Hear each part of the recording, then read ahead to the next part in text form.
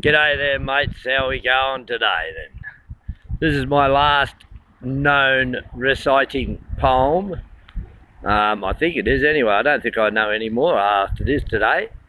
And I hope you stay the distance with me, because today I'm going to put you through my rendition of The Man from Snowy River by Andrew Barton, Banjo, Paterson.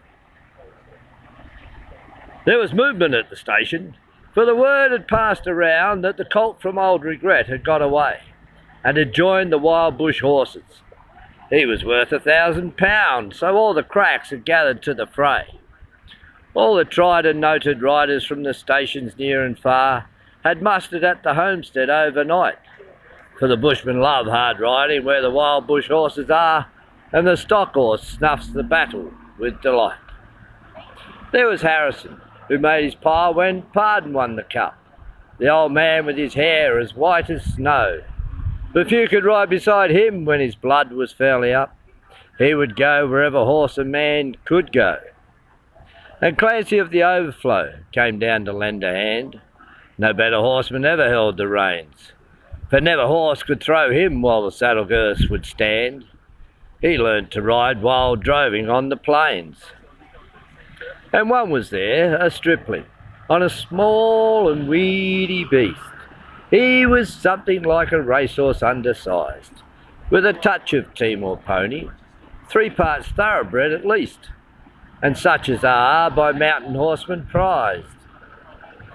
He was hard and tough and wiry, just the sort that won't say die. There was courage in his quick, impatient tread, and he bore the badge of gameness in his bright and fiery eye, and the proud and lofty carriage of his head. But still, so slight and weedy, one would doubt his power to stay. And the old man said, "That horse will never do for a long and tiring gallop. Lad, you'd better stop away. Those hills are far too rough for such as you." So he waited, sad and wistful. Only Clancy stood his friend. "I think we ought to let him come," he said. "I warrant he'll be with us when he's wanted at the end. For both his horse and he are mountain bred. He hails from Snowy River, up by Kosciuszko's side, where the hills are twice as rough and twice as steep, where a horse's hooves strike firelight from the flintstones every stride. The man that holds his own is good enough. And the Snowy River riders on the mountains make their home, where the river runs those giant hills between. I have seen full many horsemen since I first commenced to roam, but nowhere yet such horsemen have I seen." So he went. They found the horses by the big mimosa clump. They raced away towards the mountain's brow, and the old man gave the orders. "Boys, go at them from the jump. No use to strive for fancy riding now. And Clancy, you must wheel them. Try and wheel them to the right. Ride boldly, lad, and never fear the spills, for never yet was rider that could keep the mob in sight if once they gained the shelter of those hills." So Clancy rode to wheel them. He was racing on the wing, where the best and boldest riders take their place.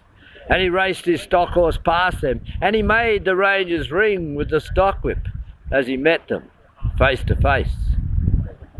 Then they halted for a moment while he swung the dreaded lash, but they saw their well-loved mountain full in view, and they charged beneath the stock whip with a sharp and sudden dash, and off into the mountain scrub they flew.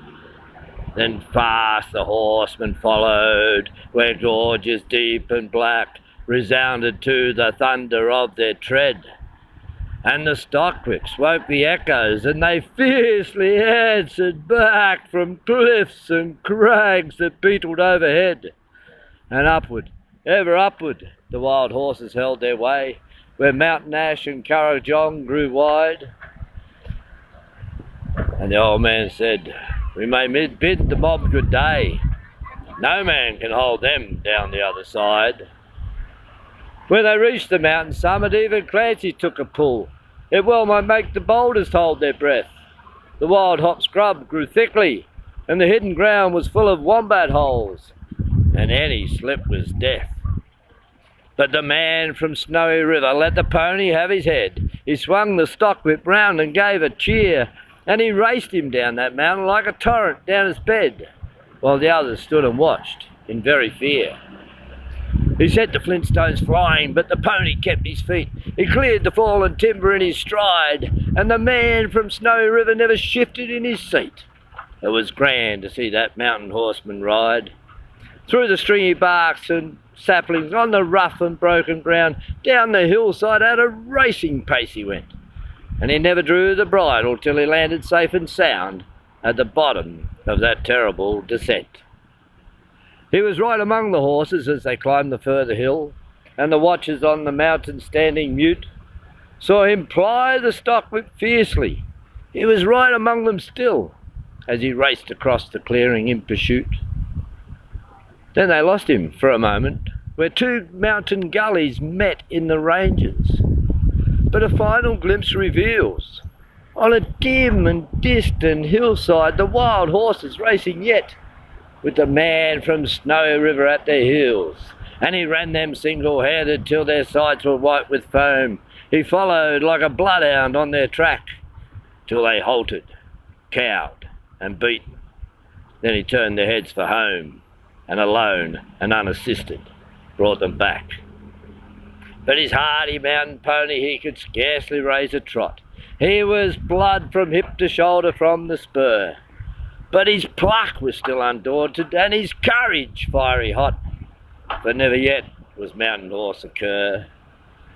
And down on Kosciuszko, where the pine-clad ridges raise their torn and rugged battlements on high, where the air is clear as crystal, and the white stars fairly blaze at midnight in the cold and frosty sky, and where around the overflow the reed beds sweep and sway to the breezes, and the rolling plains are wide, the man from Snowy River is a household word today, and the poets tell the story of his ride. Thank you, Banjo Paterson.